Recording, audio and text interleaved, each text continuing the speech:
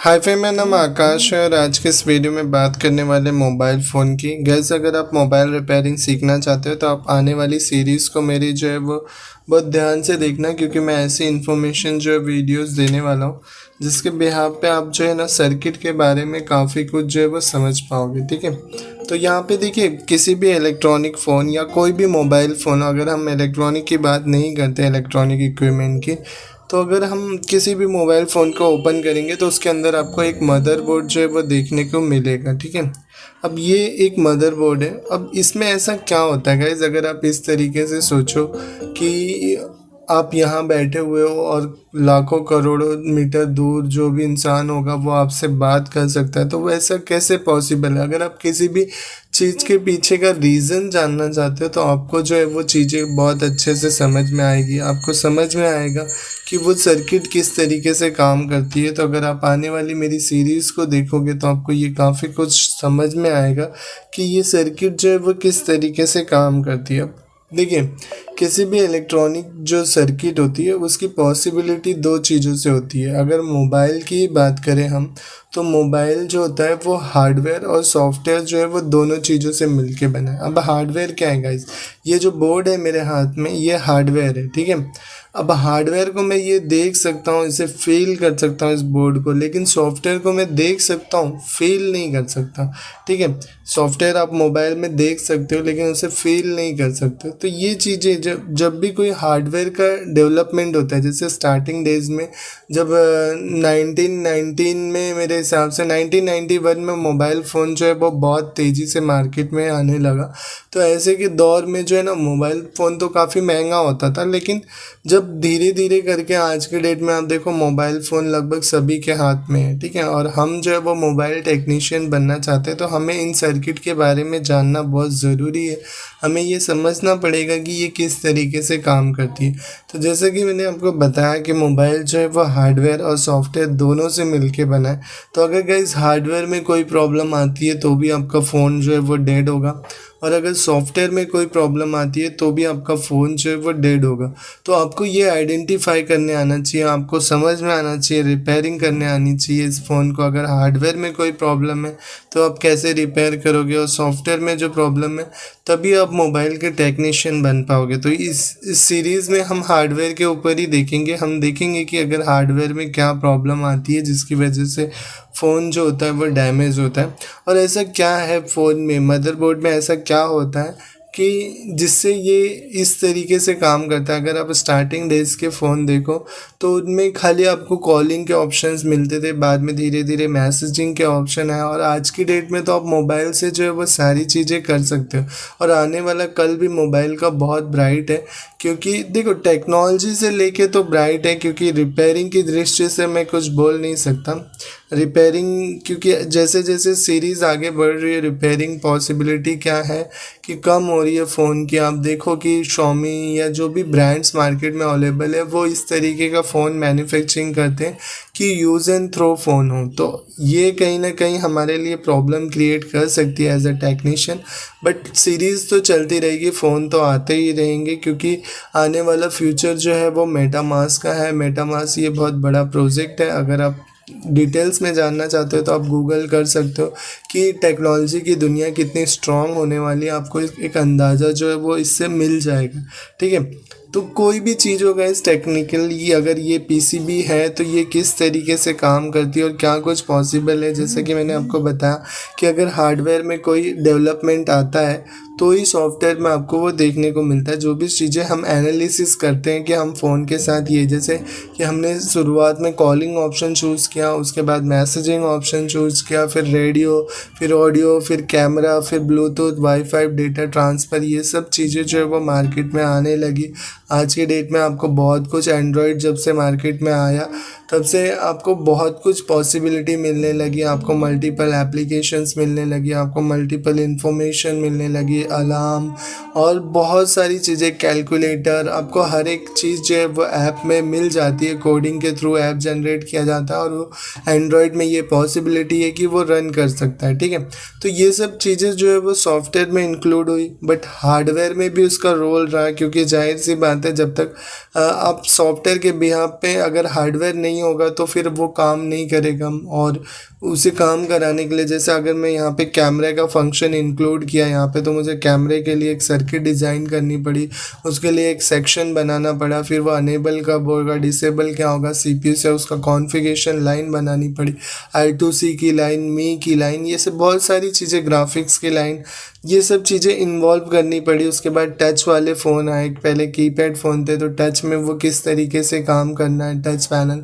वो धीरे धीरे करके मैं आपको आगे जो है वो बताऊंगा, क्योंकि इसके लिए भी मुझे भी जो है वो रिसर्च करनी पड़ती है। मैं जो इन्फॉर्मेशन देता हूँ आपको वो जेन्युइन हो, थोड़ी बहुत मिस्टेक हो सकती है बट जेन्युइन हो, इसकी पूरी कोशिश करता हूँ, मैं ढूंढने की कोशिश करता हूँ और एक अच्छा कलेक्शन तैयार करके आपको जो है वो देना चाहता हूँ। तो यहाँ पे हम जो है वो मोबाइल रिपेयरिंग के बारे में समझना चाहते हैं।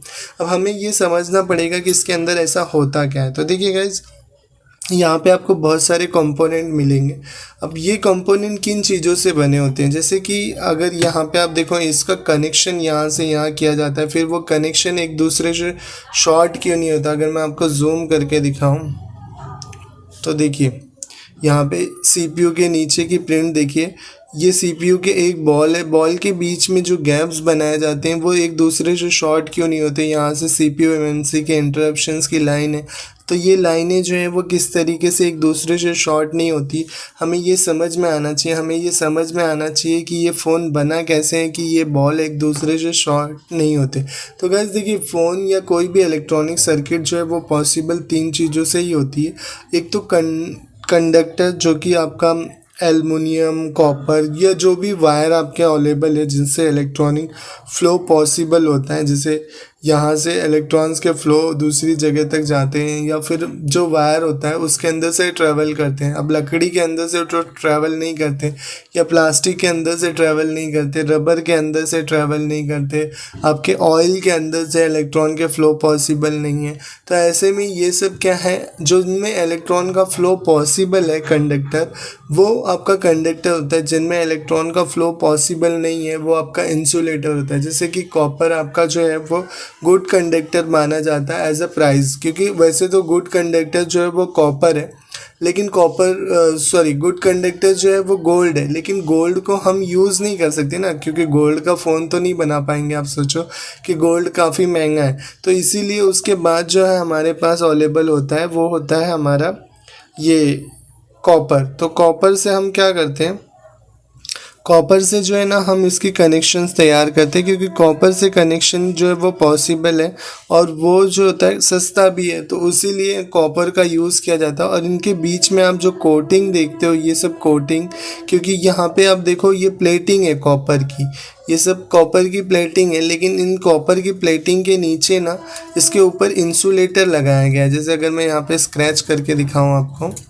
तो देखिए ये जो आप निकल रहे हैं ना, ये इंसुलेटर है, इसके ऊपर इलेक्ट्रॉन्स के फ्लो जो होते हैं वो पॉसिबल नहीं है, तो इसीलिए इसको सेपरेट किया जाता है। पीसीबी लेयर, ये बेसिकली जो है ना, इसके अंदर आप यहाँ पे जूम मार के देखोगे ना तो इसके अंदर बहुत सारी लेयर है। लेयर मतलब एक लाइन यहाँ से जाती है, लेकिन वो यहाँ निकलेगी कि नहीं निकलेगी उसकी पॉसिबिलिटी नहीं है। वो बीच में से 6-7 लेयर होते हैं जिनके ऊपर डीप करके ये पूरा कनेक्शन जो है वो तैयार किया जाता है। तो इसीलिए जो है ना, जब एंड्रॉयड की इंफॉर्मेशन के लिए जो है ना, पहले कैसा था कि 3 लेयर के बोर्ड्स आते थे, तो हम क्या करते थे, या तो लेयर डीप करेगा या थोड़ा आसपास में हमें मिल जाता था।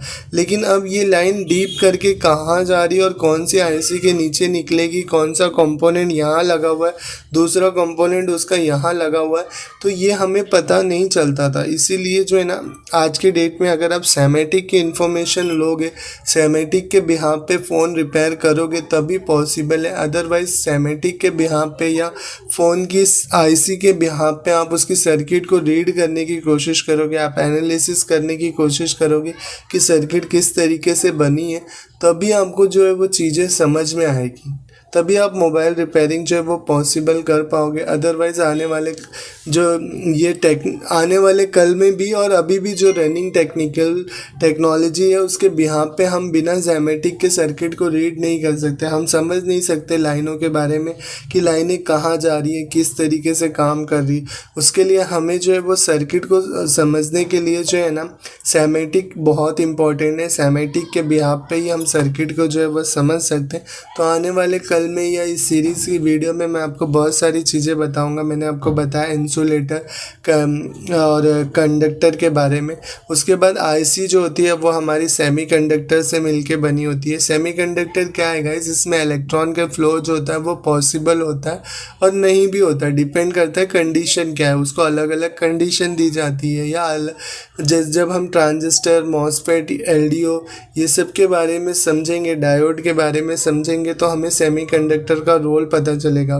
बिना सेमीकंडक्टर के जो है ना वह इलेक्ट्रॉनिक क्रांति पॉसिबल नहीं थी। या कोई भी, जब तक हम सेमीकंडक्टर को पॉसिबल नहीं करते तब तक हमारे बोर्ड में जो है लगी हुई आईसी फंक्शन नहीं करती, और ऐसे में आईसी बना पाना ही पॉसिबल नहीं था। जो भी प्रोसेसर, एमएमसी, पीएम, सीपीयू आपका जो भी फ़ोन में लगा होता है, ये सब या किसी भी इलेक्ट्रॉनिक इक्विपमेंट में जो बड़ी बड़ी आईसियाँ लगी होती है, आपके मोबाइल में जो मदरबोर्ड में प्रोसेसर लगा हुआ है, सॉरी लैपटॉप में जो प्रोसेसर लगा हुआ है या मोबाइल में जो प्रोसेसर लगा हुआ है, वो सब जो है वो सेमीकंडक्टर से मिलके बना होता है। तो इसके बारे में हम धीरे धीरे जो है वो आने वाली वीडियो में समझेंगे। आप इस सीरीज़ को पूरा देखना और इस बोर्ड के बारे में आप क्या कुछ जानना चाहते हो वो मुझे नीचे कमेंट में ज़रूर बताना, तो मेरी ये जो सीरीज़ बनाने में हेल्प हो पाएगी। मैं ये समझ पाऊँगा कि लोग जो है वो क्या जानना चाहते हैं, ठीक है। तो उसे मैं कवर करता रहूँगा। और अगर आपको ये वीडियो अच्छी लगी है तो प्लीज़ लाइक ज़रूर करना। अगर आप मोबाइल रिपेयरिंग देखना चाहते हो, वीडियोस देखना चाहते हो, तो उसके लिए चैनल को सब्सक्राइब कर लेना, क्योंकि मैं मोबाइल रिपेयरिंग से रिलेटेड वीडियोस जो है वो बनाते रहता हूँ अपने इस चैनल पे, जिससे आप कुछ ना कुछ ज़रूर समझ पाएंगे। तो आने वाली वीडियो में हम जो है वो कैपेसिटर के बारे में समझेंगे, ठीक है। Thank you.